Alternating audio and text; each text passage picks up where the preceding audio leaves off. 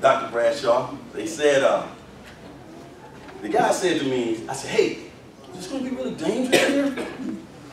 Now, I had a lot of knowledge, but still was checking things out. And I had grown up in the hood, so I knew it all depends on where you go, and I know about stereotypes, and it's not quite as bad as people make it out to be. Dunbar is not bad. Inner cities are not bad. There might be a few bad people that give it a bad reputation. So I was already accustomed to that growing up in the heart of the ghettos of America and Birmingham. So the taxi driver said, it all depends on where you go. That's what he said. So once I got to the hotel, I went to the front desk. I was living in a nice hotel. I wasn't really doing the real thing at the time. I was at the Marriott. They got nice Marriotts, folks. So I'm at the Marriott. I asked the lady at the front desk, Judge Haywood, I said, hey, if I go down in the neighborhood, is it going to be, the lady who was working the front desk in South Africa, she was white. In South Africa, is a whole different dynamic. The whites have the jobs, the light skins have the better jobs. They're called colors. And then there are the dark people who have the worst jobs as a part of apartheid, trying to clean all that up. It's another speech. So anyway, the lady on the front desk at the airport, she said, don't go down there. No, you might be American and black. That's dangerous. I just couldn't let that stick. I had been through Haiti. I traveled throughout the Caribbean. I've been to Panama. I've been to Australia. Just been around. And I had met a lot of people, my friend Roy, as you well know. And I always tried to just be myself. No matter what they say, just be myself. No matter how people try to press you, just be yourself. So while I was eating in the restaurant, the guy who was waiting at the table, he was native. He was the waiter. So when he came to my table, he wouldn't give me eye contact. I'm like, why don't they give me eye contact? I mean, I'm getting to learn the South African culture at this point. So I'm there, I'm American. Everybody knows I'm the American. You know, I'm up there at the top of this fine restaurant. You know, they can tell I'm an American tourist. Now, when I get out into the community, they can't tell. Everybody's kind of dressed like we're dressed. You know, not this. They were dressed in regular, you know, not regular, but they were dressed in a lot of American style clothes. I'm not saying American clothes are regular. Everybody's got their own culture. Here's the point, though. So I'm going down there. So I talked to the guy who was waiting at my table, and this guy over here who was the manager, the white guy, was standing there in his tuxedo, and he was looking at him like he was getting in trouble for talking to me. And I was saying, hey, you can look at me and talk to me. And I got a sense, okay, this is like old South. He can't really talk to the tourists. He can only bust my table, keep his head low, just do what he's supposed to do. This is in South Africa. This is not for all the continent of Africa. Just telling you about a little experience to make my point.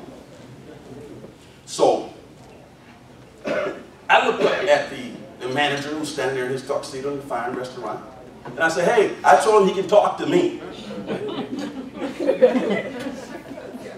He knows I'm the American and I'm spending money. He knows my accent and everything. I told him he can talk to me. Now remember, I'm used to talking to Africans. And I'm not used to seeing my African brothers being in a submissive situation. And I'm an American. I'm free. By American standard. So y'all get my point. Councilman, you get my point. I got you back. Okay, so let me finish the story, Ladova, because I know you're a historian. Finish the story. So I got to talk to him. And he was telling me about, you know, a whole lot of things that were going on in South Africa. This stuff was interesting. He was a college student at the University of Soweto. And he was busting tables. He was making his way. He was going to be successful. Everybody knows that in many cases, the Africans, when they come to America, they will take those jobs that many people won't take, and you look up a couple of years later, they're engineers and scientists and sending people to the moon. They were working those restaurants like my buddies did, Kalu, like Abe did, the one who's the arch guy, Solomon, all of them. And they will become successful, and they're the best students. I keep saying that, get that on tape. Best. Nobody Nobody can deny it. So anyway, I speak to him. He speaks English. I know he speaks English. All of them have a common language, and they all speak that English. So know that. They got their tribal languages. They speak English. So I said, where do you live? He said, I live in Gala. I said, I want to go to Gala. They tell me that they will kill me if I come to Gala. He starts laughing. He said, I tell you what, tomorrow we will pick you up. We will take you to Gala. When they took me to Gala, one of the beautiful things that I want you all to notice before I sit down, when Americans go to Africa, you see, they say, hey, they should see Americans all the time. They don't see Americans all the time in Africa. They see them on TV. We see the dignitaries. We see the Jesse Jacksons and the Denzels and the Magic Johnsons. They're just in diplomatic things when they go there. They may be hanging out with Nelson Mandela. They're not going down hanging out with the indigenous people. Why do I say this? When you go and hang out with the indigenous people, you get this magnificent experience where they get a chance to talk to a real live American. And in my case, it was a real live African American. And boy, they had questions. That's another.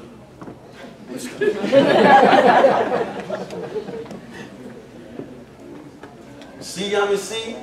I understand. So here's what happened.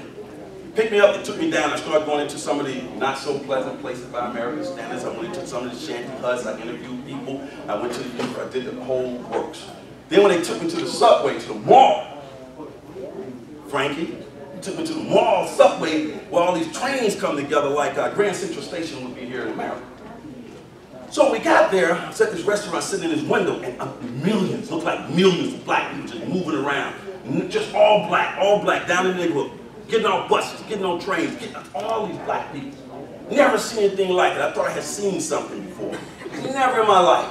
Gorgeous people, beautiful people. Working, going to work, just like Grand Central Station in America, but everything was black. And I was black and I was fitting right in. Nobody noticed me. Okay, so anyway, they said, let's go. We're going to the green district, or the green something where they sell the African art.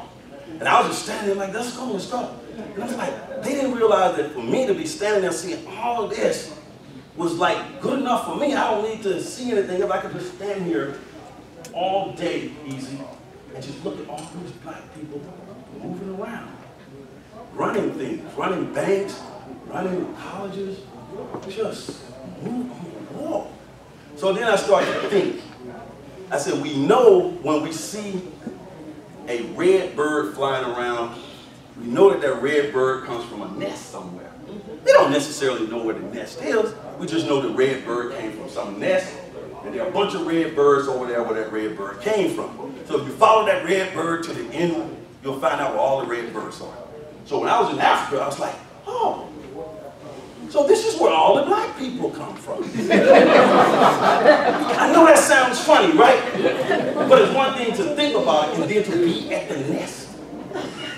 Not in the tourist department, at the nest. Okay?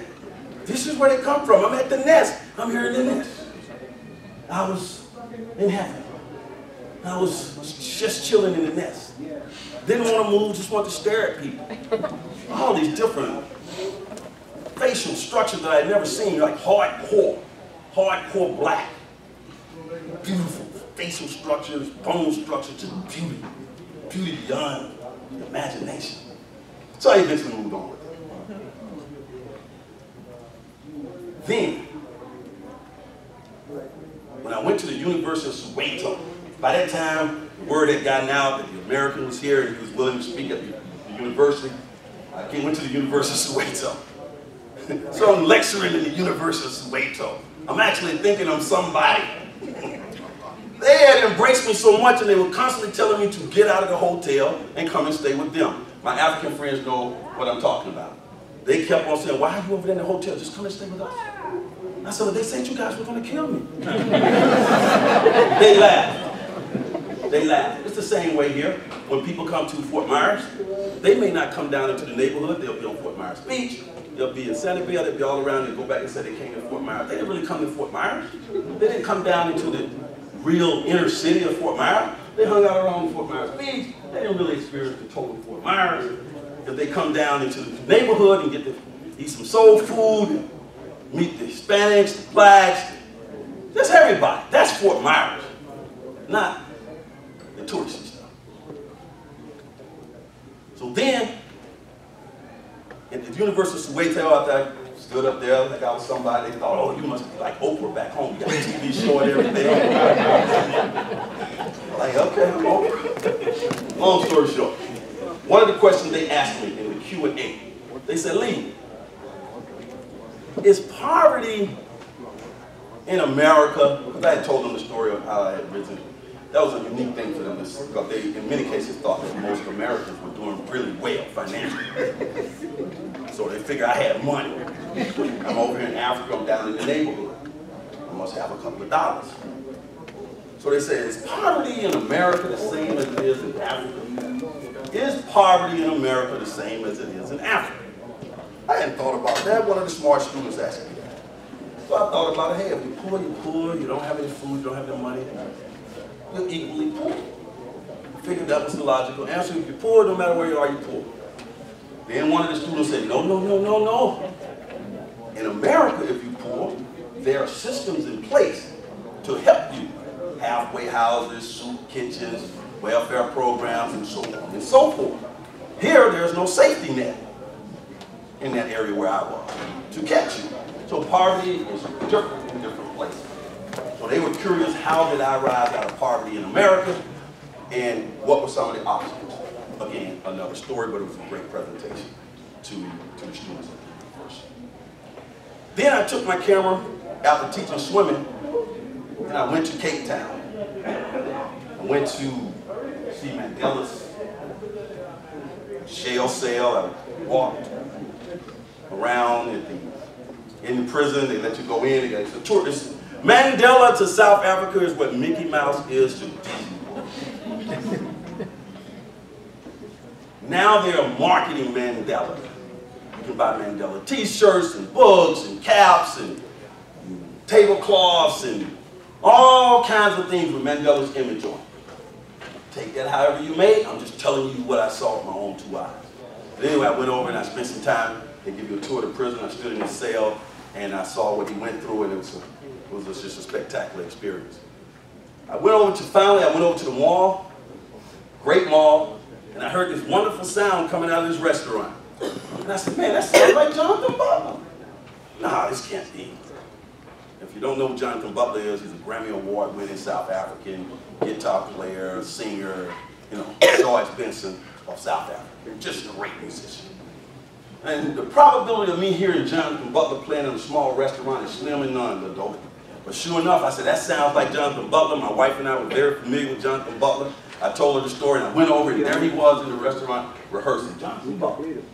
The real Jonathan Butler. Short pants on, not all fancy, just rehearsing in the restaurant. And while I was in the restaurant, those gentlemen there were his backup band members.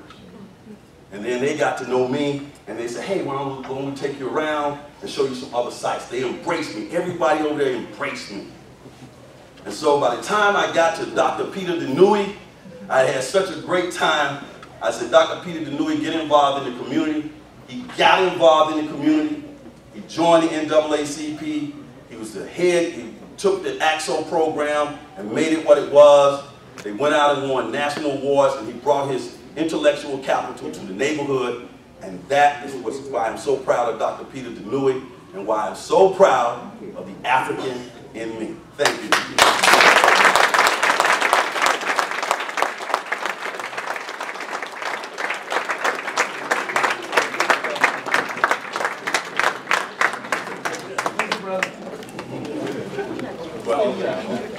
You're not going anywhere. You are in South Africa. Okay, great speech. Thank you for your service to the African continent and our organization.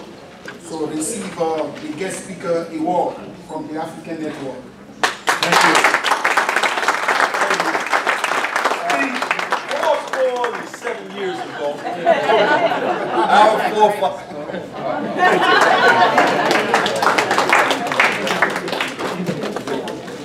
Okay. Well, next we have a special elder recognition ceremony for Dr. Bradshaw. So can who are part of the recognition come up?